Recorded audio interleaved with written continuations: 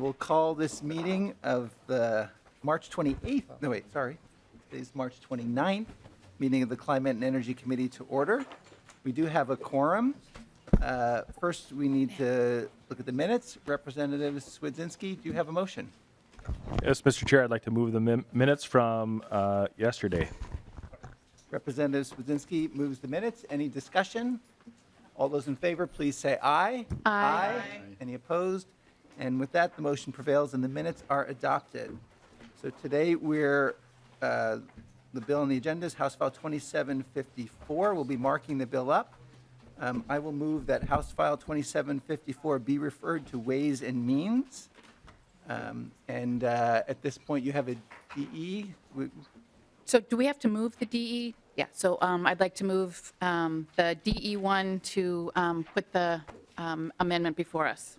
With that, the amendment is before us. We're not going to vote now on it. We're going to start on amendments, and I believe you have an amendment to start with that is A10, correct? Yes, Mr. Chair, thank you. I'm offering the A10, which is a very minor amendment to remove some money from the solar rewards program that is done on a fiscal year that will be ending shortly, so it didn't really make sense to fund it this year, so we are taking that out. So I encourage a yes vote. The chair has moved the A10. Any discussion on the A10? Seeing none, all those in favor say aye. Aye. Any opposed, say nay. With that, the motion prevails. The amendment is adopted. So at this point, do you want to tell us about your bill, or do you want to move to amendments? I think we can go to amendments. Okay. All right. So with that, we'll start on the A7, which I believe is Representative Bierman. You want to? Oh. All right. Do we want to, anyone have questions first on the bill before we go to amendments? I had one. Okay. Representative Igo. Thank you, Mr. Chair. I just had one question on the DE when I was reviewing it. I'll open up the page because it's a big bill. On page 67, line 14, I was just wondering if, Chair Acomb, if you could explain what the term emergency permit means. Madam Chair.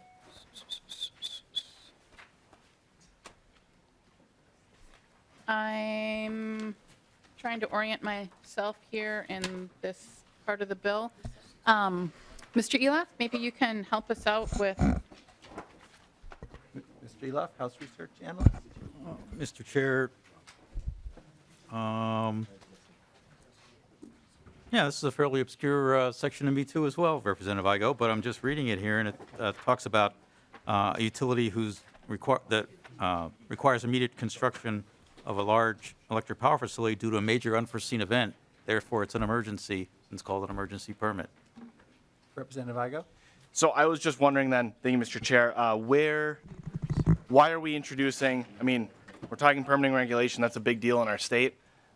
Where did this kind of section of the bill kind of come into effect? Like, just some background on it, I guess is what I'm looking for.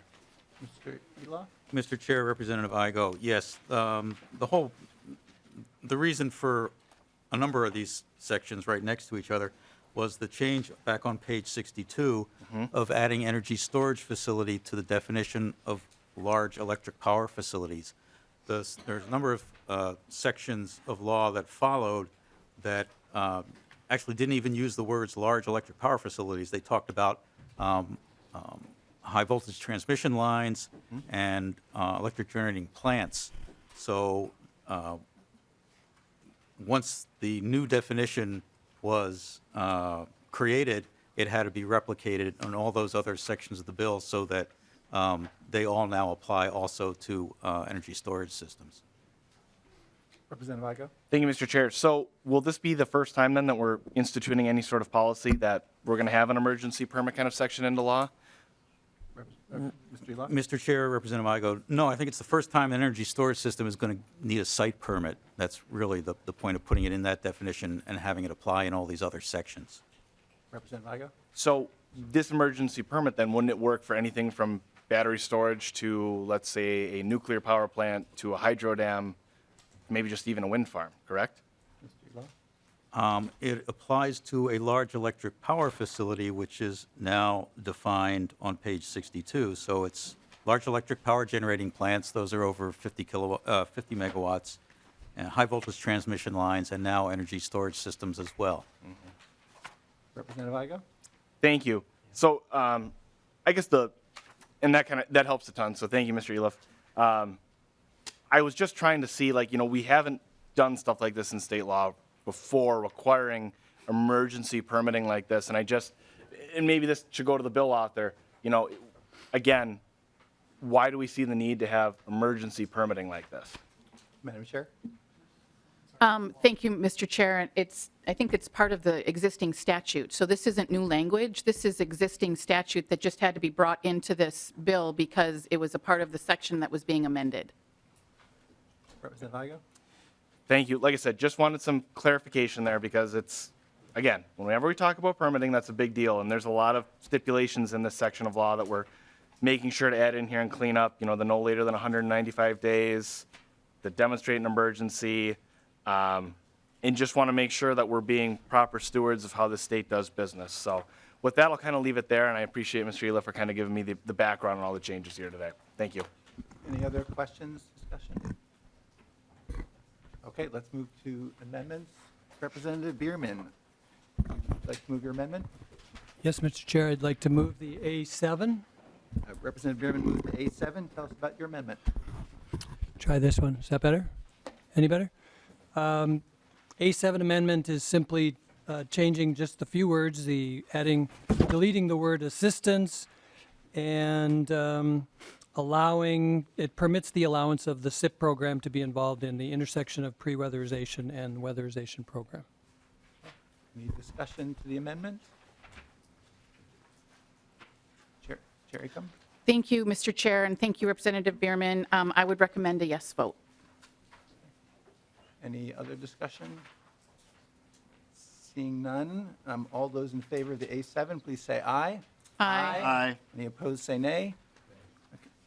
With that, the motion prevails. The amendment is adopted. Next, we have the A3 amendment. Representative Ream, would you like to move your amendment? Yes, Mr. Chair, I'd like to move the A3 amendment. So Representative Ream moves to A3. Why don't you tell us about your amendment? So currently, the solar for schools projects that are built outside of Excel service area are limited to 40 kilowatts, and this amendment would allow them to go beyond 40 kilowatts if the interconnecting electric utility approves the project. So it gives them a little bit more latitude. Okay, move to discussion. Chair Acomb? Go ahead. Okay, Representative Skwidzinski? Thank you, Mr. Chair. Just to Representative Ream, why, it's been pretty historically significant that keeping these projects at 40 kilowatts has been kind of an industry standard throughout the state of Minnesota, what we call a small installation versus a large. This is vastly expanding that. Why would you do that? Representative Ream? Thank you, Chair and Representative Skwidzinski. So my understanding is right now 40 kilowatts might give them about 5% of their electricity. And so this allows them to maybe do 10% or so. It doesn't necessarily give them, up to 100%, but it allows them to work with the local utilities to make that decision. Gives them a little bit more leeway that way. Chair Acomb? Thank you, Mr. Chair. I don't mean to interrupt. I just wanted to only stress that this is permissive. It just allows. It's not saying they have to. And it says the local governing utility has to okay it. So it's up to them. It's local control. Representative Skwidzinski? Good. Okay. Any other comments? Okay. Seeing none, all those in favor say aye. Aye. Any opposed? No. Okay. With that, the amendment is adopted. Next, we have the A11. Representative Skwidzinski, do you want to move your amendment? Mr. Chair, I'd like to move the A11 amendment. Representative Skwidzinski moves the A11. Why don't you tell us about your amendment? One of the things that we're concerned about is just the general spending in total. We have a budget target of 255 million with this bill, and then plus we're spending, I believe it was $93 million of the RDA account. This simply just makes sure that there is some money left on the bottom line. So this strips out some of the interconnection distributed energy, and we kind of make some tweaks to the solar production incentive in the state of Minnesota. When we really look at, this incentive has been around for a long time. If you kind of think of the solar industry as kind of, the baby chicks in the bald eagle nest, sooner or later that mama eagle, after they feed them and after they encourage them and let them grow, the mama eagle, will kick those young fledgling chicks out of the nest. And I think, at some point, the state of Minnesota has to understand and recognize that these are not just fledgling industries; they are grown, and it's time for them to stand on their own 2 feet, and allow them to soar. And by maintaining this subsidy, I think Democrats are recognize that these chicks, you think sometimes these chicks are kicked out maybe early, and they splat on the ground beneath the tree. And Republicans, this amendment, recognize the fact that these chicks should be able to soar and fly and, have the potential to run into a wind turbine. And, and this amendment allows it to end and allow those eagles to soar on their own. And I appreciate your support of the amendment to leave some dollars on the bottom line so that we can allow the solar industry to soar on their own rather than not trust them to soar on their own. Thank you. Thank you, Representative Swinsky. I'm glad we don't name amendments. But Mr. Chair, comments, Representative Bierman. do we have a new member at the table today? Just didn't know. Bierman, I believe we do. Representative Swinsky, would you like to introduce the? Yes, members. I want to introduce the younger version of Pat Garofalo. He's a non-voting member, but this is Harry Swazinski. He's my eldest son, and he's joined me this week at the Capitol. And thanks for letting him sit at the table. And I'll try to keep him to vote correctly today. So. Mr. Chair, one follow-up, please. Representative Bierman. Just wanted to acknowledge to everybody that we have impressionable minds, and then we have your son as well. So just want to put us in context, and then I just have a question for your son, if I may. Representative. What's your first name? Harry. Harry. Harry. Harry, thank you. And I guess I have 2 questions. Representative. I just wanted to ask you if you know how smart your dad is. He's smart. He's very smart. No further questions, Mr. Chair. Yeah. Thank you. Thank you. All right. Chair Acomb, to you. Thank you, Mr. Chair. And Representative Swazinski, I certainly appreciate the efforts to reduce spending. And I think that while I appreciate that, I think both of these programs, the interconnection as well as solar rewards, are important programs that are going to help us achieve our renewable energy goals. And so I would recommend a no vote to the amendment. Okay. Representative Igo. I'll just speak to this briefly. I think what Representative Swazinski here is doing is actually kind of a smart thing. And to break that down, we're going to let the free market do its job. In this committee, we've heard a lot about how solar is, the cheapest form of electricity. It seems every week we're hearing of a new company popping up. The federal government's putting money into this in tax credits. Maybe it is time to kind of reel back in the spending in the RDA and say, let's see over the next year or 2 years what's going to happen in development-wise, and maybe we'll be pleasantly surprised. Maybe that private capital is going to spring up, and then we can start using the RDA to invest in other things in our state to get us to those goals that have been mentioned in this committee, or use them in place of new industries or attracting new industries. So I think this is a great amendment to support today, and I hope we can all support it and add this to the bill. Thank you. Representative Swizinski, would you like a final comment? No, thank you. Oh, Thank sorry. Did I miss Go ahead. Representative Davis? Sorry. Thank you, Mr. Chair. I would just like to speak to Representative Swazinski's amendment here, too. I mean, the other side of the aisle just pointed out how smart Representative Swazinski is. And this is a smart amendment. And I think Harry would probably agree too, being that his dad is very smart. And not only that, this is an opportunity for just a little bit of bipartisan support here on this bill. Again, I'm new here. I've been here a few months. I've been doing a lot of listening, and I've noticed there's not a lot of bipartisan support in this committee. And so here's an opportunity, members, for us to show Minnesotans that we can have a little bit of bipartisanship. Thank you, Mr. Chair. Okay. Representative Swedzinski. Thank you, Mr. Chair. I just want to let the eagle fly. Let the eagle fly. Vote green. Okay. Seeing no further discussion, all those in favor of the amendment, please say aye. Aye. All those opposed? No. No. Okay. With that, the motion does not prevail and the amendment is not adopted. Next, we have the A5. Representative Swedzinski. Thank you, Mr. Chair. Thank you, members. This amendment, the A5 amendment, we want to fund the advanced nuclear study. We really feel that, when you look at, the landscape of what we're doing. Oh, never mind. Are we doing the A5? A5. Oh, sorry, I'm looking at my wrong amendment, sorry. So the A5 amendment is really looking at what we know is going on in the marketplace. Sorry about that, members. We want to set aside $3.5 million. We already understand the state of North Dakota has already begun proceedings in suing the state of Minnesota for the blackout bill that we passed, that was passed a couple of weeks or month back. And, this is just understanding the landscape so that, as we have, costs that come before us, we can foresee that cost will be real. There's an opportunity. We've shown a history of losing these court cases and then being sued on top of it. To repay the legal costs of North Dakota.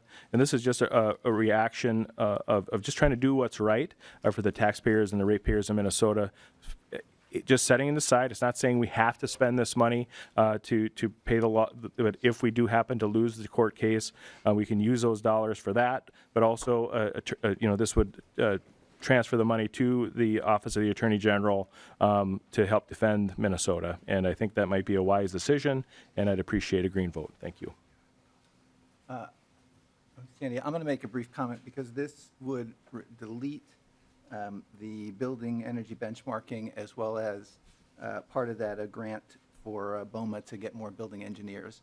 That is a key program around dealing with building energy emissions, which is commercial buildings are 20% of our greenhouse gas emissions in the state, and you can't reduce what you don't measure. So this is a program that we've done a lot of work on and have a lot of support, come to a good place with stakeholders, with utilities around the state, and so I would urge a no vote on this. Chair Acomb. Thank you, Mr. Chair. And what I will say is the Attorney General's office has a budget to help fight cases for the state, and so I think that this is unnecessary. And to Representative Kraft's point, these are important programs that, again, will help us reach our goals. So I would recommend a no vote. Representative Igo. Thank you, Mr. Chair. In direct response to what you just said there, Chair Acomb, you're right. The Attorney General does have a budget in which to defend the state with. However, by actions of this committee, we've opened ourselves up to liabilities. We had a long conversation here in this committee and on the House floor about who we've opened ourselves up for litigation. It is only in good government that we do something today. When we were drafting this amendment, we would have just added new spending. However, that would be not germane to this bill today. So we had to find a place to take it from. Would be happy to work with you about finding a place that we could add this because I think it is very, very important. Again, this is about protecting our ratepayers. And if we're going to pass legislation here, and again, I want to reiterate that we knew when we signed this bill into law that we'd be opening ourselves up to litigation from one of our neighbor states, a state that we do a lot of commerce with and we work together with very closely. So if we're going to have to defend ourselves in a court of law, we should have money set aside ready to do that. So we're not going to take from the AG, who's also going to be pursuing other things for this state.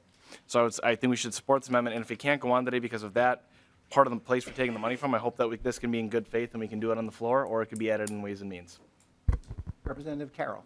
Thank you. Let me just say this to the author. I was in private practice for a while, and actually about 10, 15 years, and this amount represents a billing rate that must be going to the top firm in the Twin Cities.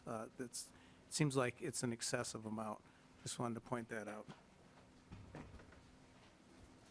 Representative Swedzinski, Thank- final word on your amendment? Yeah, thank you. And I think we're open, I don't know if the committee would be open for an oral amendment. Representative Carroll, if you've got a different number do you think would work, that would gain your support for the amendment, I'd be certainly open to that. I'm not set on 3.5 million, but we just wanted to make sure that we were plenty generous when it came to the potential cost, because, the understanding that lawyers are expensive and, defending policy decisions that may not have been the best. I'm open to that discussion, I guess, so. Representative Carroll? I prefer the billing rate of the Attorney General. Any further discussion? Okay, all those in favor of the amendment, please say aye. Aye. All those opposed, say no. No. The nays have it, the motion does not prevail, and the amendment is not adopted. Next, we have the A12. Representative Swedzinski. Thank you, Mr. Chair. I move the A12 amendment for the committee. This amendment really, the state's got a lot of different goals. And one of the goals that's in statute is that the state of Minnesota is 5% below the national average when it comes to cost and affordability goal. And I think that's very important. We see over and over, quite frankly, a lot of the bill is crafted in a way that's trying to address the actual cost of energy. And, Minnesota had a long history of being on the low end of the national average, and we set into motion a goal of 95% of the national average. And this would really just set goals in a good hierarchy. And before this amendment, the A12 really focuses on that puts the energy reduction goal behind the affordability goal, to make sure that after 24 months of reaching a very important goal, which is keeping costs low for low-income families, for businesses, for single mothers, that for 24 months, then we will continue to go for the other goals which are set aside in this. It's not eliminating it, it's just giving a hierarchy. It's understanding that the cost of energy is an increasing problem, and that this bill does not address that. It does not focus on lowering rates. It does not focus on, it does have a lot of subsidies, but it does not actually focus on that. And this just puts the goal, it allows our legislative, we elected officials to give the job to the PUC to put that as our fundamental goal, the affordability one. And after 24 months, then we can move forward with the energy reduction goals that are in this. And it's really for families that are struggling in this high cost environment. And I would ask for your support. Any discussion to the amendment? Chair Acomb? Thank you, Mr. Chair and Representative. What I'll say is I appreciate the attention to electricity rates, and I do think, or electric rates, and I think that in this bill, we focus on that quite a bit in wanting to improve energy efficiency to make energy costs less for families, recognizing how many people are burdened with high costs of heating and electricity. And so I think that not only with that, as well as energy generation through renewables, I think that the notion of having 24 consecutive months of the 5% below might be impractical. I certainly understand over a period of time and looking at the average, I think that's a better way of looking at it. And so I would recommend a no vote. Representative Igo. Thank you, Mr. Chair. I'm also going to speak in support of this.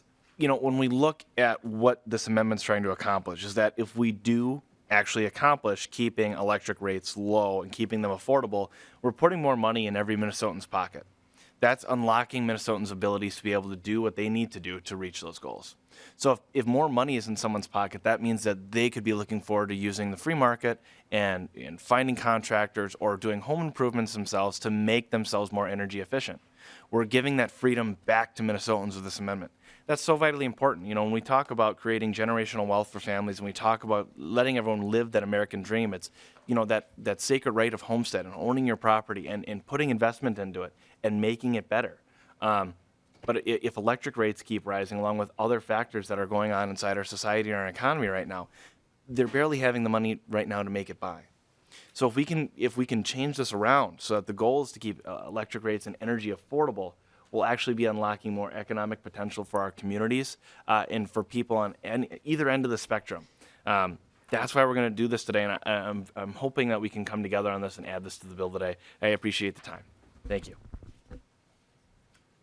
Final comments on the amendment, Representatives? Okay.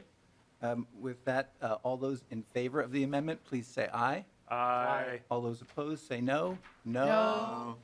The motion does not prevail. The amendment is not adopted. Next, we have the A4 amendment. Representative Swedzinski.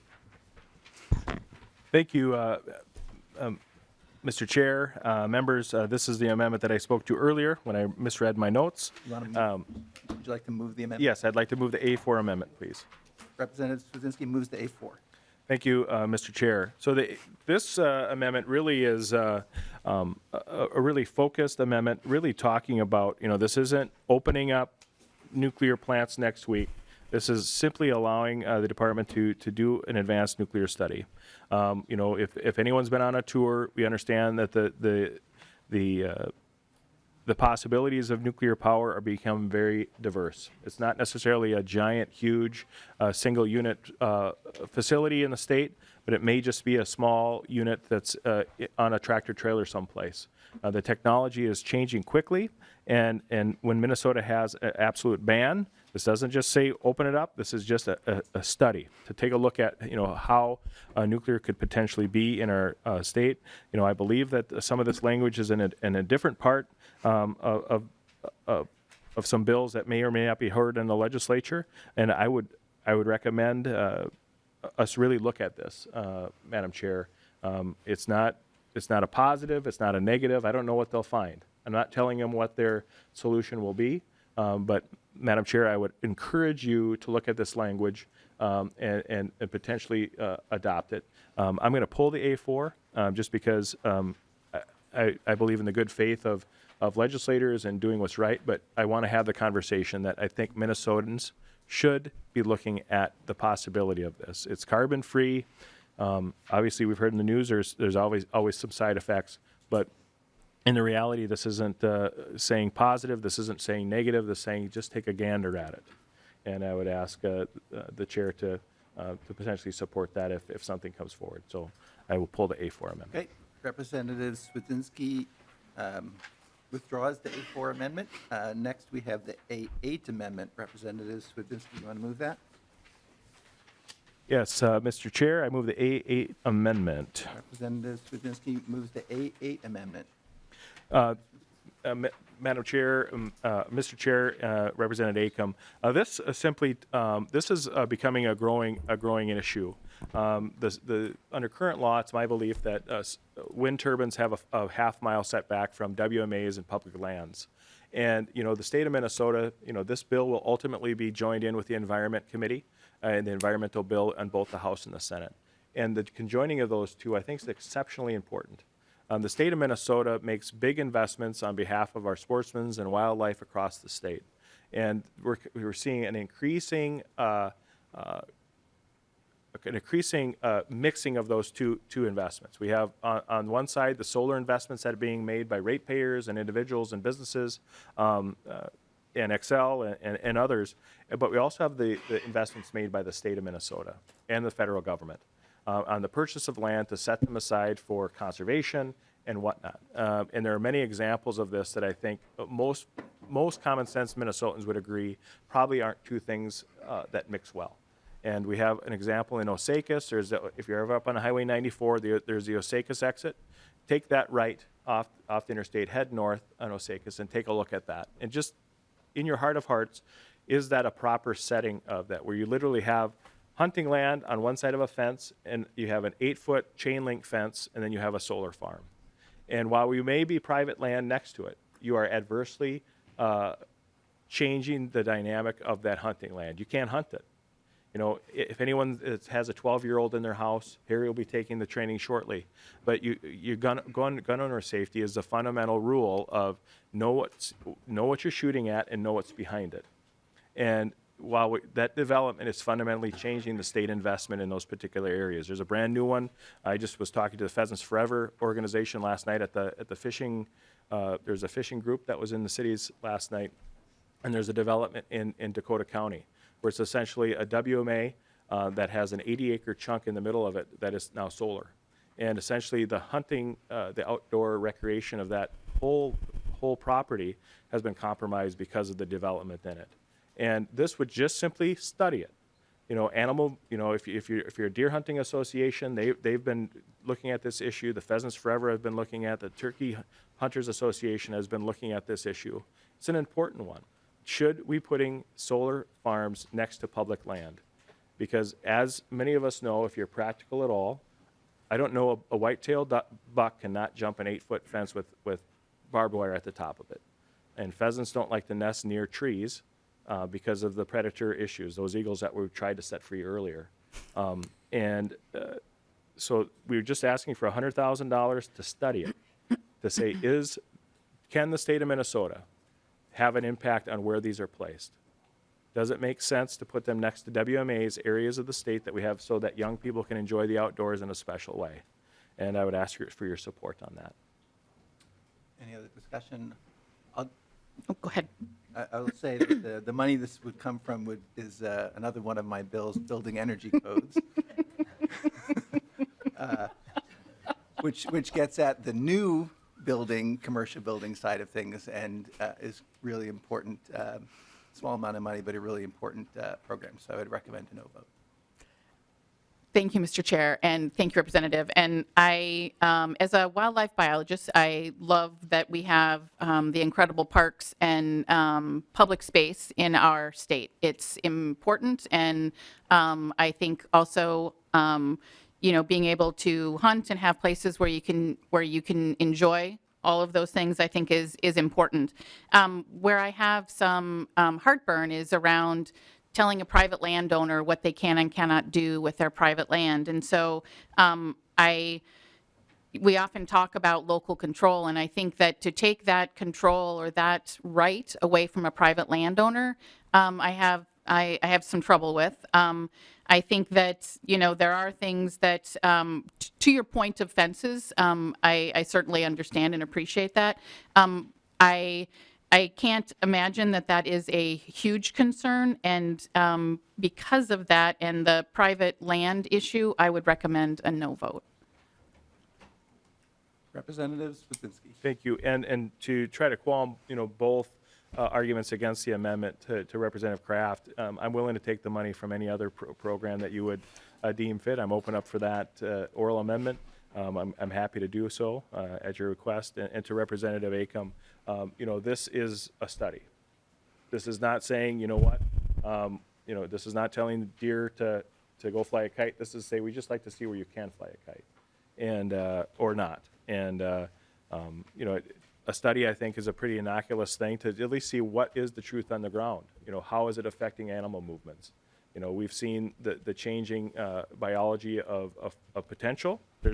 If you're thinking that we're going to have over 100,000 acres of solar developed in the state of Minnesota, we just will be on the front end of this, because sooner or later that development's going to be in your districts someplace in the state. It's going to affect someone's favorite hunting spot because now they're going to be cut off from animal movements and the rest. And I just think this is a common sense approach, and I'd appreciate your support. Okay, with that, all those in favor of the A8 amendment, please say aye. Aye. All those opposed, say nay. Nay. No. The motion does not prevail. The amendment is not adopted. So next we have the A6 amendment. Representative Swedzinski. Thank you, Mr. Chair. Thank you, members. The A6 amendment really is just another study. And, one of the biggest issues under current law, it has been legislators in the past that have found it a big part of conversation that we do not impact when it comes to energy generation facilities that impact or use prime farmland. In previous legislatures, we've had that in law. But when it comes to solar installations and the rest, and as spoke to the previous amendment, the potential impact of 100,000 acres of prime farmland taking out of production will have an impact on food production, will have a impact on cost, and it's not like it's the only option. And this is not telling, this is not prescriptive. This is simply pulling $250,000 out of a very vast budget to just simply take a look at the issue and understanding its real, true impacts. does taking prime farmland out of Minnesotan production decrease or increase deforestation in Amazon? Does it? Some of us believe it will. Does the taking out of 100,000 acres potentially of prime farmland raise the cost of food in Minnesota?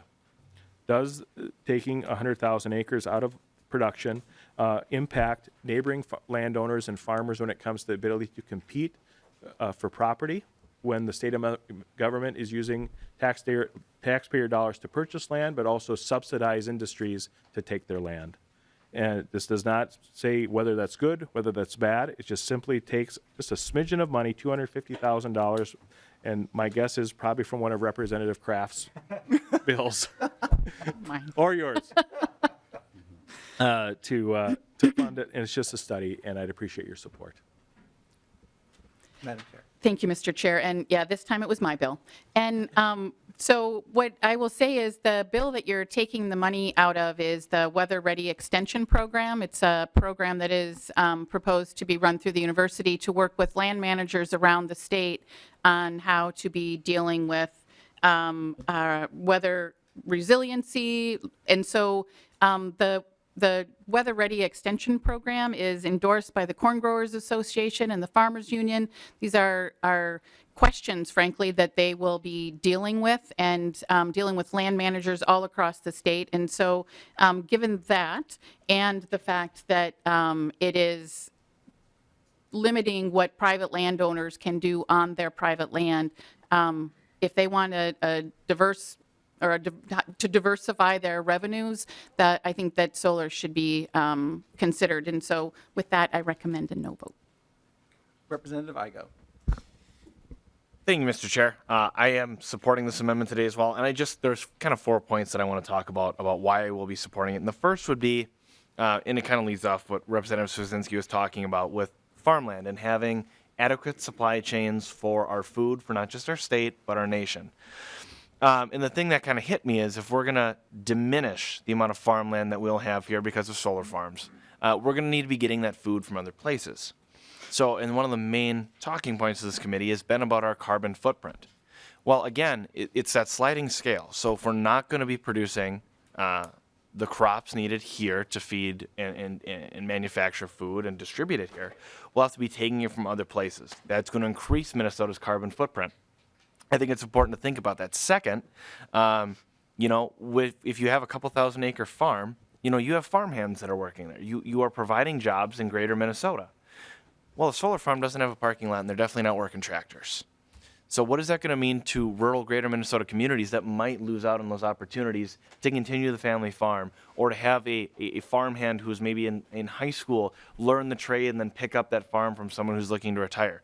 We'll diminish that. The third thing is, again, is it sustainable? When we set up these solar farms, they're, these leases, these contracts go into anywhere from 15 to 30 years. Well, a lot can happen in 15 to 30 years. And then this amendment also talks about breaking it down and how are we going to make sure that we can reclaim the land. There's things you can read online that have happened around the country where, these solar companies that go into these leases and these contracts, well, yeah, they'll remove the solar panels in 15, 20 years, but they're going to leave the pilings in the farm. Concrete. How is any farmer going to remove all that and do all that? That's why we need to study that and make sure. And then finally, that last part, and this thing that I really like, was the impacts to the soil quality. So if you're going to be done working, that field per se, and you're not going to be doing cover crops, and you're not tilling, and you're not adding anything, what happens to that prime farmland after 10, 15, or 20 years? Because I tell you what, if we run into a situation where maybe one of our allies isn't our ally and we can't get food, or shipping breaks down again because of a pandemic, and I hope that never happens, and we need to start incentivizing getting back to work on growing here in America, well, what if it's going to take 3 to 5 years to get that prime farmland back up to rec with having to do cover crops and adding different types of lime and other things you would need, which, again, that also trips, we could even have a supply chain issue on that. We need to be thinking about this as a larger thing rather than just, going back to the private land rights. And I appreciate you saying that, Madam Chair, but if we're going to talk about respecting private land rights, there's a much larger conversation to have there around a ton of other things. We can't pick and choose when we want to make that our argument. So I'll be supporting this amendment today, and I hope we can all do the same. Again, it's a study. We're not writing law. We're just going to make sure that this thing can be done correctly. Thank you. Other comments? Final comments, representatives? And just a reminder to the committee, this is not prescribing. I mean, this study could prove us wrong. I mean, I'm willing to lay out my beliefs on there that allow this. I mean, the money will stay to the U of M. So that, you know, your $1 million that we're just taking a small portion, the 250,000 would go to the extension, but this money would stay within the U of M system so that he could do this study. I think that's important. And I'm willing to risk the things we're saying that maybe we're wrong, and maybe this study will not find that the things that we're concerned about are true. And I think, but we do need to find out whether that's reality or not. And I think that's what this money does. It doesn't say for or against or nasty or good or bad. It just says, let's take a look at it. And I think, you know, studies are one of those ways that legislators can, you know, we give speeches, we talk, we care, but at the end of the day, we're still at the beginning edge of this with the amount of development we've had and what the potential income or the impact will be on agriculture and energy, and you know, I would just ask for your support. Thank you. Okay, with that, all those in favor of the A6 amendment, please say aye. Aye. All those opposed say nay. Nay. The motion does not prevail. The amendment is not adopted. We have the A9 amendment now. Representative Swedzinski, do you want to move your amendment? Thank you, Mr. Chair. The A9, I moved the A9 amendment before the committee. You know, this one's pretty straightforward in the fact that, you know, one of the big concerns we've had with the passage of the blackout bill in the last month is really we were told that there's some good off ramps. So when energy becomes more unreliable, when it becomes more expensive, when it becomes you know, essentially tougher to manage, that we're just trying to increase the robustness and the ability for utilities, especially cooperatives and municipalities who have locally elected folks that are in charge within their power structure, that they have a little bit clearer, wider off ramp. And, you know, right now, it's my belief, and I feel that, you know, under the current law, as the blackout bill was passed, that is a pretty narrow path. And, you know, while it's fun to have a bike path for an exit, I want to have a 4-lane highway. And that helps, you know, really the understanding from perspective that this opens it up. This allows 4 lanes instead of a bike path for an exit when the blackout bill comes to fruition for folks to get out of it, and I would ask for your support. Discussion to the amendment. Chair Acomb? Thank you, Mr. Chair. And so as the 100% clean energy bill was drafted, it was carefully included off-ramps to ensure reliability and cost were taken into consideration. And so I think that by dividing it out for public utilities and other utilities will only confuse the situation. The existing condition is already there for the Public Utility Commission to look at those potential off-ramps. And so I would encourage, I think it's only going to confuse the issue and lead to potentially inconsistencies in how it's being administered. So I would recommend a no vote. Representative Igo. Thank you, Mr. Chair. Again, I think it's okay that we're going to be strengthening these off-ramps today because, you know, in the months passing here since the blackout bill, House File 7, I spent a lot of time talking to my munis, my co-ops. There's a lot of worry and concern over what happened because they were barely brought to the table as it was. And again, these co-ops, these munis, they're facing larger problems than just trying to reach the goals that were now in place. You know, I challenge every member in this room to reach out to a local muni or a co-op and ask, what's your wait time on a transformer? What's your wait time on a power pole? And the earliest I've heard they can get a power pole is, you know, 8 to 12 months if they're lucky. So they're already dealing with costs through the roof that they're having to work day and night to try and keep their rates affordable and low for the communities that they serve. And all we've done is have to increase those costs with this bill without them being included. It's the right thing to do to strengthen these off-ramps so that we can keep power affordable and reliable across the state. I've mentioned it before and I'll mention it again. One of the best ways to lift all people up, to put more money in their pocket, give them more prosperity, and oh, by the way, make them more, reduce their carbon footprint, is to give them affordable power. They have affordable power, they're going to have more money again to put into their lives in a different way, whether it be their economy, whether it be their home, whether it be saving for their children's college education. There's a multitude of ways that this is going to help our economy and help Minnesota be the best state it possibly can be. The decisions we make at this table and in that House chamber have drastic effects on the people we all serve, whether it be in a small district in Minneapolis or it be in a district like mine where I represent a city that's larger than the entire county of Ramsey. This stuff matters. So I really hope we can add this amendment today to think of the multiple factors that our communities and our co-ops are going through as they're trying to navigate the new laws that are in effect and make sure to take care of their people. Because as Representative Swedzinski said, these aren't just any-day people. These are the community members. These are their neighbors. These are their family who are locally elected to help run a co-op. We can't trample on that process. It's worked for us for over 100 years. These people have built out wonderful, wonderful networks and provide some of the greatest services to keep lights on and keep them affordable in Minnesota. Let's support this amendment today. Representative Swedzinski, final comments on your amendment? I'd ask for the committee's support. Thank you.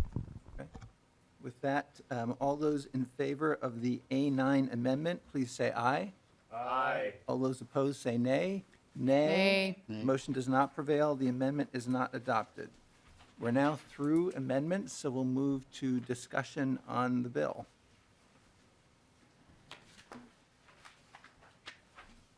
Questions? Representative Swedzinski. Thank you, Mr. Chair. Thank you, members. Thank you, Representative Acomb, for this. We had some nice opportunities that we could have potentially improved the bill and potentially even gotten some bipartisan support. I'm not sure where other members here.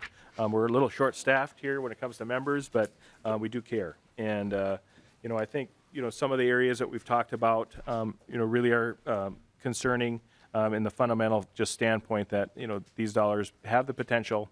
They could have went back into ratepayers' hands or really done things to just lower the cost in general when it comes to their bills today, and given Minnesotans relief on their energy bills. We create a lot of new programs, a lot of new mandates on business and utilities, and it's my hope that through the process of I'm guessing the bill that will be passing off the Senate will be potentially a little bit different, but it's my hope that we can have a little bit of a calming force that comes upon whoever gets appointed onto the conference committee, and that we can get a product that maybe potentially can have some bipartisan support. But it's my guess that right this moment that this bill won't receive that, and that's unfortunate. I think, one of the big issues that we do have is, what are we funding and why? And, it's interesting, one of the big parts and kind of the biggest caveat of this bill is the support on EV vehicles and some of that the state of Minnesota will be joining into.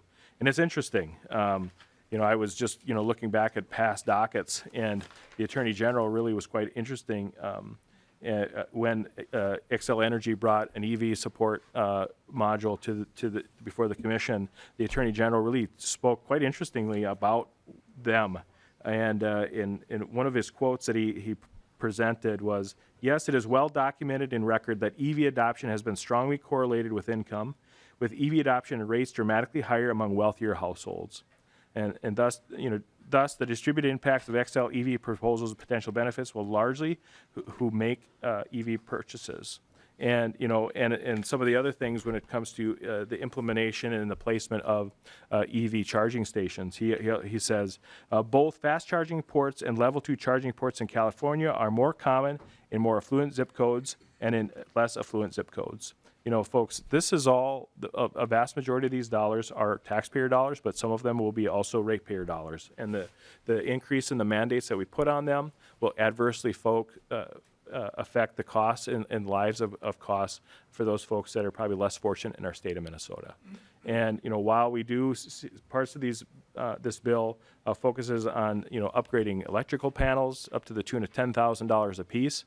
There are no income levels. There's no clawbacks when it comes to the cost and the ability for taxpayers to reclaim that if that property is sold or the people they rent to is changed. You know, as the bill is written, if you own a apartment complex in the state of Minnesota, as long as you, at the time of application, rent to a lower income person, you can apply to get funds to redo your electrical panels so that they can plug in vehicles that they can't afford. And if they change who they rent to a year later, it doesn't matter. And I really think that's unfortunate. And one of the other things that the Attorney General talks when he was rallying against EV support was, could present the worst both of worlds. The cost will likely fall disproportionately on lower income customers and people of color, while the benefits will likely accrue primarily to higher income and Caucasian Minnesotans. And I think that's one of the bad parts of this bill is that primarily focus, whether it's we had the bill that's going to put over $15 million into grid upgrades so that primarily upper income Caucasian people can put solar on their homes. And that's $15 million that could be going to rate relief. That's $15 million that could be being spent someplace in our economy that actually grows jobs, grows economy, and doesn't, subsidize up to the tune of $50,000 so that rich folks can put solar panels on their roofs. This bill could have done a lot of things. It's not going to make energy more affordable in Minnesota. It's not going to decrease our bills tomorrow when families are suffering today, and it will spend money. And I do question. We have a large budget target of $250 million, and $90 million of it coming from the RDA. It's my concern that that in 5 years we'll say where did this money really get spent? Will this money look like Sochi? When I say Sochi, it's a lot of money spent on a big flashy thing that got us through an election, and there it sits empty and desolate and abandoned with weeds growing through the cracks after the Olympics. And I think we could have done better. I appreciate the time that this committee took. I appreciate Representative Acomb and your willingness to hear us and hear our voice. I've never felt, unlike other chairs, that we've been cut off. So I really do appreciate that we've been able to have a real conversation. I would ask members to vote no. Thanks. Representative Hornstein. Thank you very much, Mr. Chair, and I want to thank Chair Acomb for this bill. Between this bill and 100% clean energy bill, I think we've made some important progress this session, particularly on the issue of climate change. This is a climate emergency that we're in, and there is urgency to address it. We keep having scientific report after scientific report that this emergency is growing and getting deeper. We have extreme weather event after extreme weather event. There's a couple of highlights of the committee that I think really, deserve to be underlined. When we had the insurance industry coming here and talking about the incredible costs of these weather events, I think it drives home the point that this is really an issue of the economy and the decisions we make here now.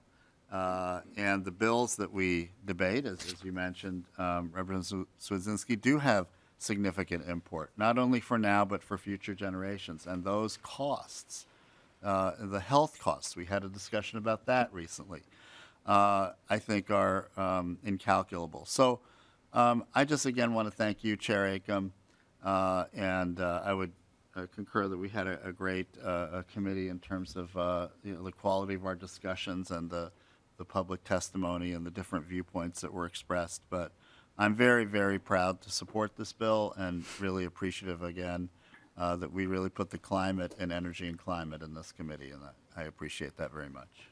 Thank you, Mr. Chair. Representative Igo.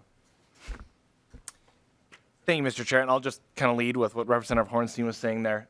Thank you for running a good committee. Again, I'll echo kind of everyone's saying here. We had some very robust discussions, sometimes even a little heated, if you will, but it was always in a respectful manner, and that was very well done. So thank you for that.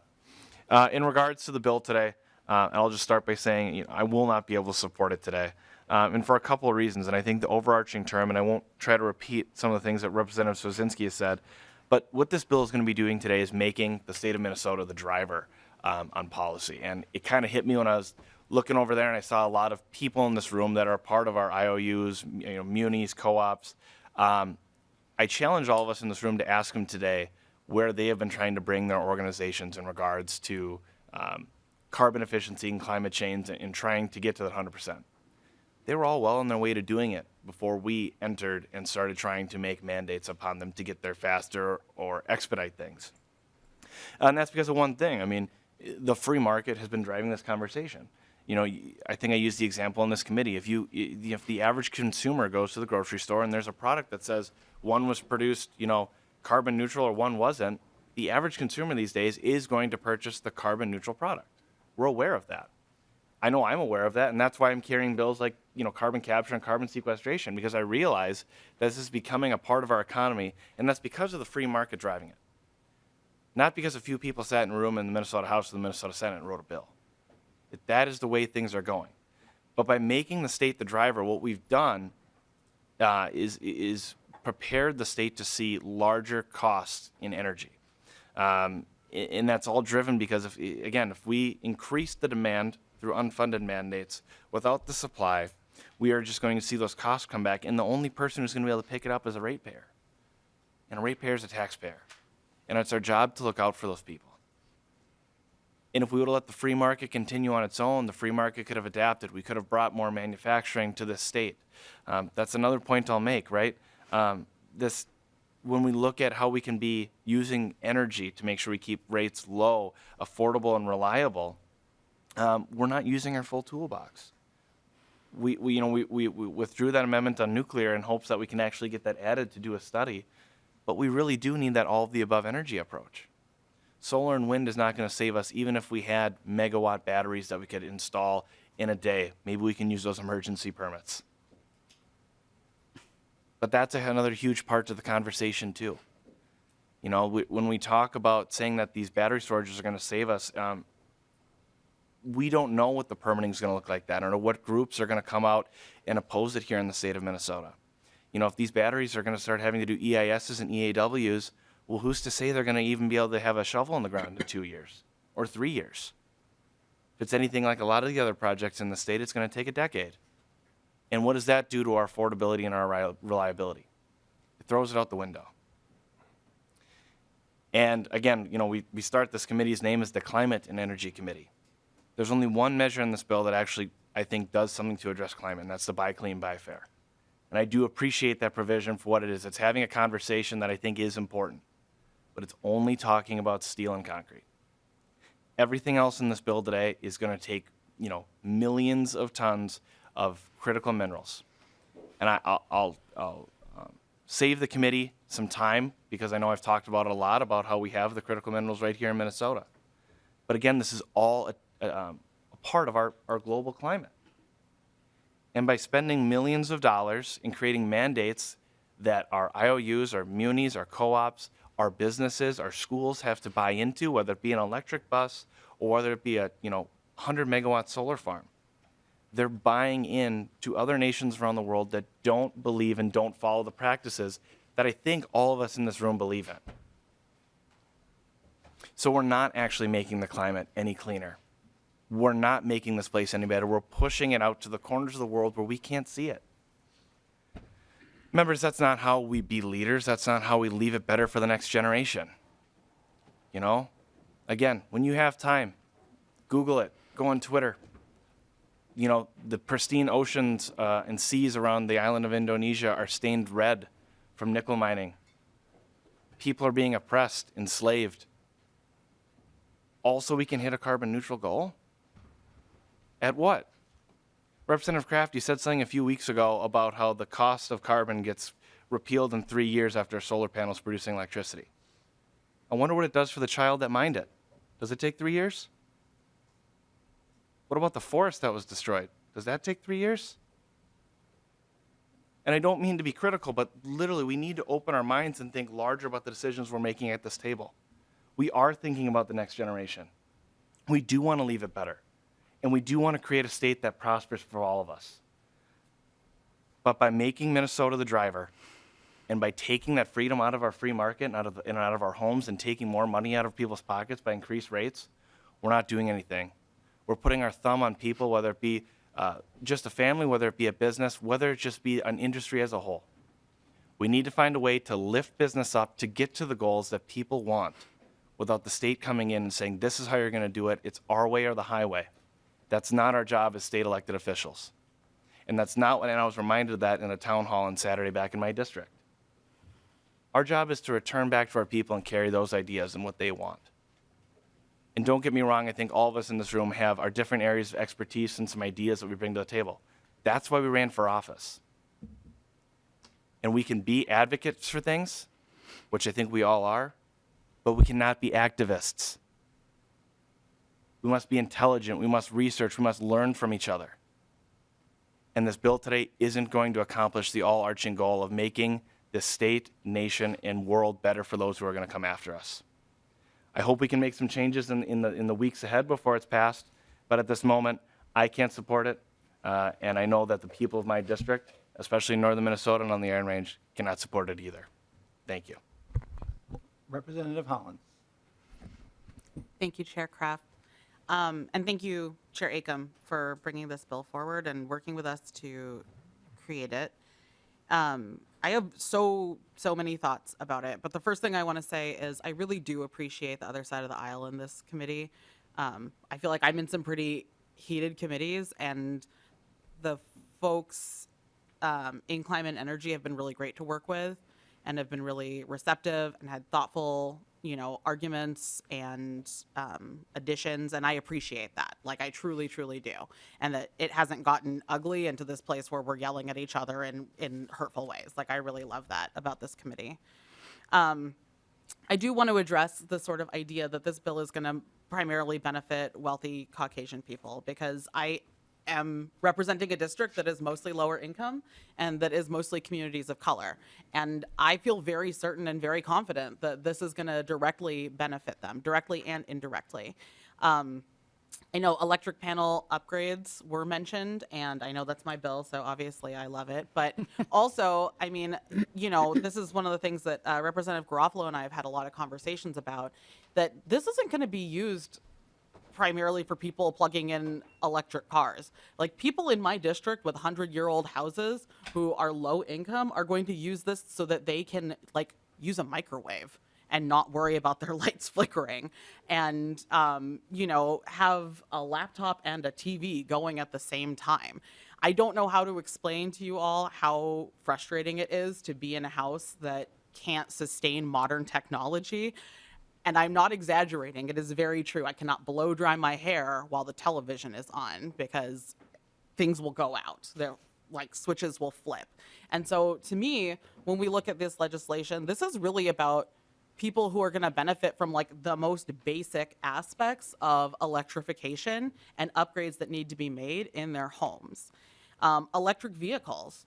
Yeah, probably most of my district isn't going to buy electric vehicles, but we are bordered by 94 and 35. And so those fumes coming off of everybody's cars that are driving are coming to my district. They're coming to people in my neighborhood. And frankly, they're coming to the lowest income individuals, because that's where folks can afford to live, is along those major corridors where there is a ton of traffic and people are being directly impacted by the air quality that's there. That's why there's higher rates of asthma for the kids that live along those corridors. And this is going to impact them. It's going to make it easier for them to breathe. It's going to put less pollutants into the air that they are currently consuming. Same thing with electric school buses.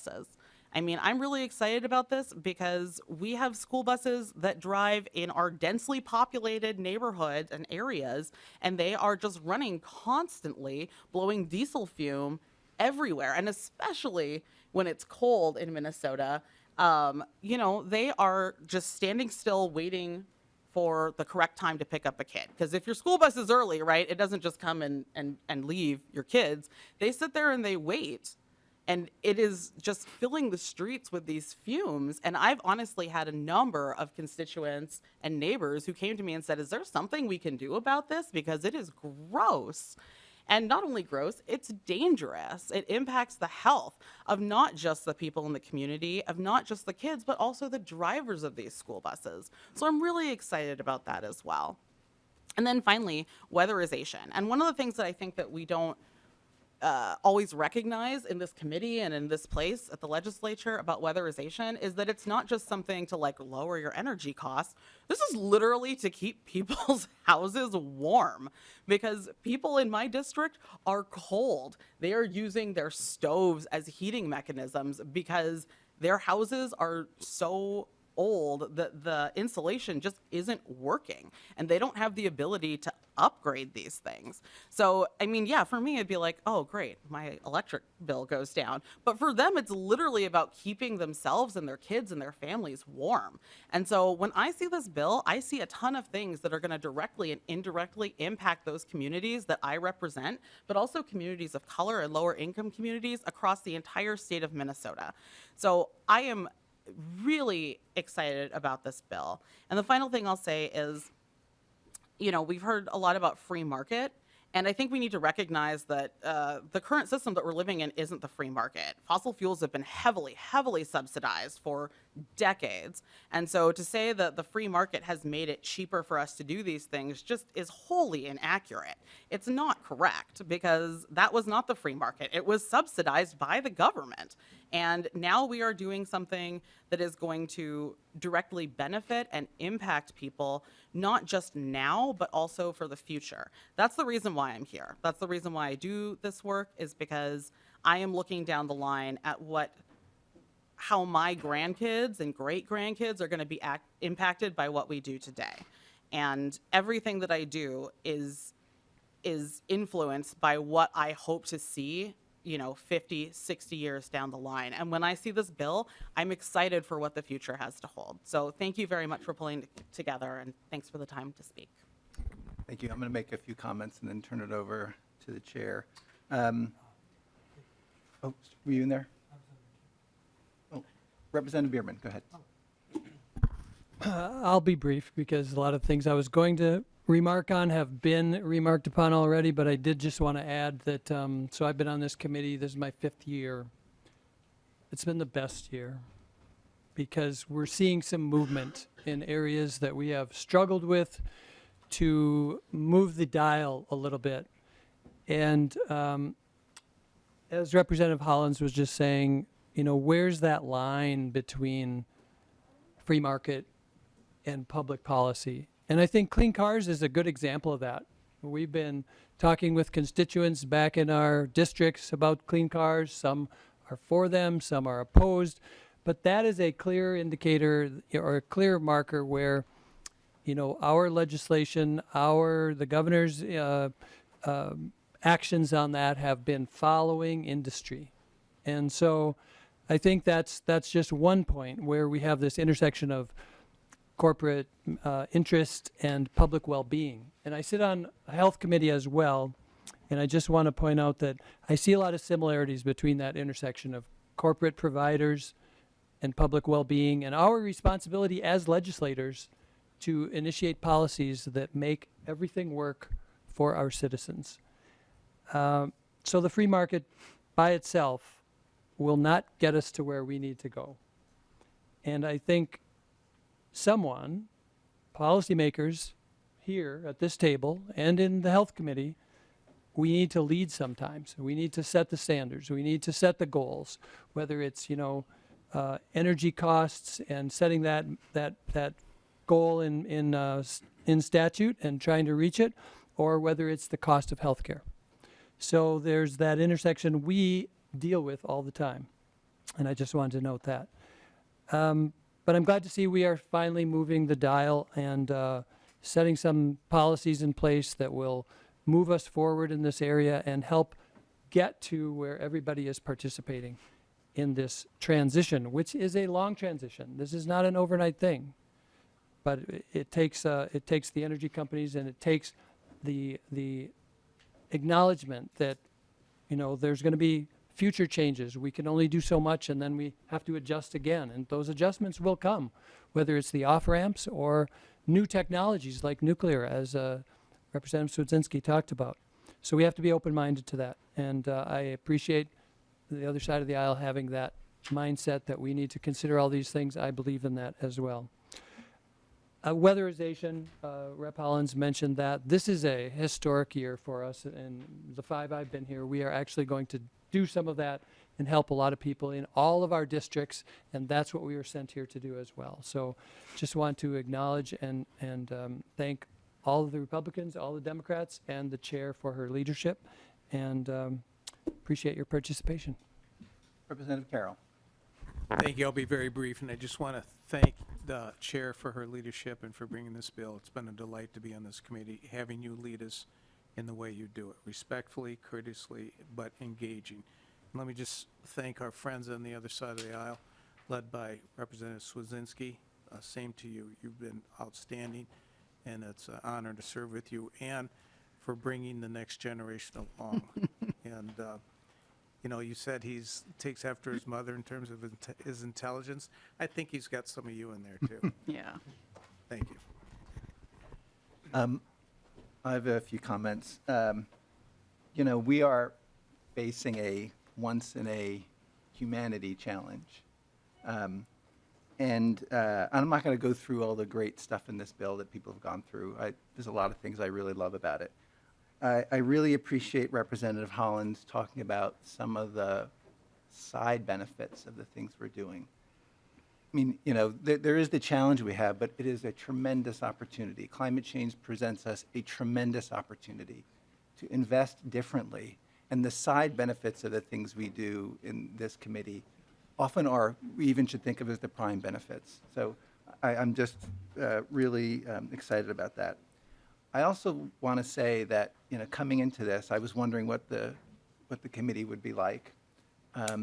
And what I actually really appreciate is that there wasn't a lot of debate about whether climate change is a thing or not. A little bit, but not much. And I really appreciate that the ideas coming from the other side, because I think we are better in dealing with this issue when we have not just Democratic ideas, but Republican ideas as well. So although I disagree with Representative Igo's framing on much of the issues, I really appreciate the passion you have for your district and the way you're pushing us to think about the embodied emissions of carbon. And so I respect that and want to work with you on that going forward.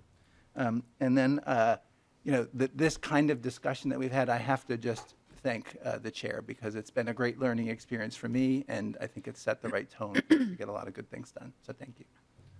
Madam Chair. Well, thank you, Mr. Chair and members. This has been a long couple of months, and we have worked hard, and I really do want to thank each and every one of you for participating in this. I appreciate Representative Swedzinski so much for always leading with respect and keeping disagreements respectful.